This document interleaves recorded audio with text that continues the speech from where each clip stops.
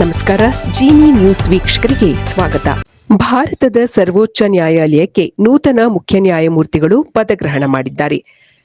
Supreme ಕೋರ್ಟ್ನ ಮುಖ್ಯ ನ್ಯಾಯಮೂರ್ತಿಯಾಗಿ ಬಿಆರ್ ಗವಾಯಿ ಅವರು ಇಂದು ಪ್ರಮಾಣ ವಚನ ಸ್ವೀಕರಿಸಿದರು.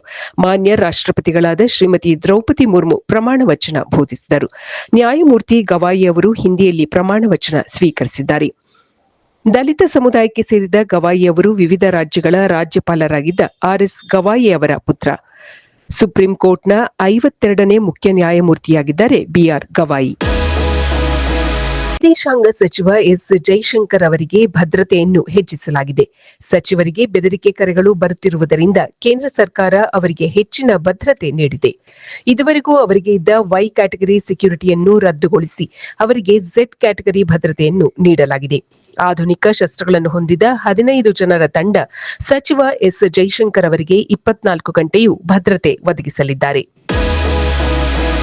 ಸೈಬರ್ ವಂಚನೆ ಪ್ರಕರಣಗಳು ಹೆಚ್ಚಾಗಬಹುದು ಎಂದು ಬೆಂಗಳೂರು ಪೊಲೀಸ್ ಆಯುಕ್ತರಾದ ಬಿ ದಯಾನಂದ್ ತಿಳಿಸಿದ್ದಾರೆ. ದೇಶದ ಗಡಿಯಲ್ಲಿ ಪ್ರಕ್ಷುಬ್ಧ ವಾತಾವರಣವಿದೆ. ಇದನ್ನು ಬಳಸಿಕೊಂಡು ಸೈಬರ್ ವಂಚಕರು ನಕಲಿ ಸುದ್ದಿ ಹರಡುವುದು, ಫಿಶಿಂಗ್ ಇತ್ಯಾದಿಗಳನ್ನು ಮಾಡಬಹುದು.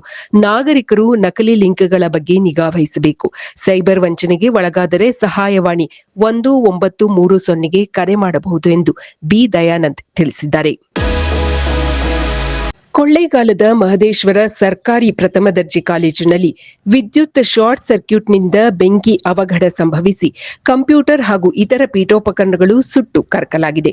ಮಂಗಳವಾರ ಮುಂಜಾನೆ ಕಾಲೇಜಿನ ಕೊಠಡಿಯಿಂದ ದಟ್ಟ ಹೊಗೆ ಬರುತ್ತಿದ್ದನ್ನು ನೋಡಿದ ಸಾರ್ವಜನಿಕರೊಬ್ಬರು ಅಗ್ನಿಶಾಮಕ ದಳದ ಸಿಬ್ಬಂದಿಗೆ ಕರೆ ಮಾಡಿದ್ದಾರೆ.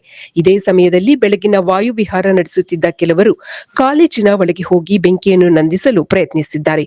ಆದರೆ ಬೆಂಕಿಯ ಜ್ವಾಲೆ ಹೆಚ್ಚಾಗಿದ್ದ ಕಾರಣ ಅಗ್ನಿಶಾಮಕ ದಳದ ಸಿಬ್ಬಂದಿ ಬರುವವರೆಗೂ ಕಾಯಲಾಯಿತು.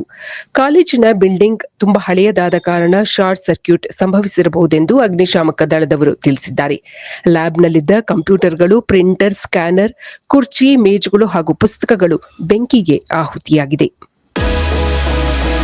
20 ವರ್ಷಗಳ ಹಿಂದೆ ತೆರೆ ಕಂಡಿದ್ದ ಸೈನೈಡ್ ಚಿತ್ರ ಇದೇ ತಿಂಗಳ 23ರಂದು ಮರು ಬಿಡುಗಡೆಯಾಗಲಿದೆ. 2006ರಲ್ಲಿ ಈ ಚಿತ್ರ ಬಿಡುಗಡೆಯಾಗಿತ್ತು. ಮಾಜಿ ಪ್ರಧಾನಿ ರಾಜೀವ್ ಗಾಂಧಿಯವರನ್ನು ಹತ್ಯೆ ಮಾಡಿದ್ದ ಆರೋಪಿಗಳ ಸುತ್ತ ನಡೆಯುವ ಕಥಾವಸ್ತುವನ್ನು ಈ ಚಿತ್ರ ಹೊಂದಿತ್ತು. ಈಗ ಚಿತ್ರಕ್ಕೆ ಕೆಲವು ತಂತ್ರಜ್ಞಾನದ ಮಾರ್ಪಾಡುಗಳನ್ನು ಮಾಡಿ ಸಿನಿಮಾದ ಅವಧಿಯನ್ನು ಹೆಚ್ಚಿಸಿ ಮರು ಬಿಡುಗಡೆ ಮಾಡಲಾಗುತ್ತಿದೆ. ಎ.ಎಂ.ಆರ್. ರಮೇಶ್ ನಿರ್ದೇಶನದ ಈ ಚಿತ್ರದಲ್ಲಿ ತಾರಾ ಹಾಗೂ ರಂಗಾಯಣ ರಘು ಪ್ರಧಾನ ಭೂಮಿಕೆಯಲ್ಲಿದ್ದರು. ಇವರೊಂದಿಗೆ ಅವಿನಾಶ್, ಮಾಳವಿಕಾ, ಉಷಾ ಭಂಡಾರಿ, ರವಿ ಕಾಳೆ ಮುಂತಾದವರು ಅಭಿನಯಿಸಿದ್ದರು. ಇದು ಈ ದಿನದ ಸುದ್ದಿಗಳು. ನಿರಂತರ ಸುದ್ದಿಗಳಿಗಾಗಿ ವೀಕ್ಷಿಸುತ್ತಿರಿ ಜಿನಿ ನ್ಯೂಸ್. ನಮಸ್ಕಾರ. ಇನ್ನಷ್ಟು ಬಿಸಿ ಬಿಸಿ ಸುದ್ದಿಗಳಿಗಾಗಿ ವೀಕ್ಷಿಸುತ್ತಿರಿ ಜಿನಿ ನ್ಯೂಸ್. ಇದು ರೀಲ್ ಅಲ್ಲ, ರಿಯಲ್ ನ್ಯೂಸ್. ಯಾರಿಗೂ ಹೆದರದ, ಯಾರಿಗೂ ಹೆದರಿಸದ ರಿಯಲ್ ನ್ಯೂಸ್, ಜಿನಿ ನ್ಯೂಸ್.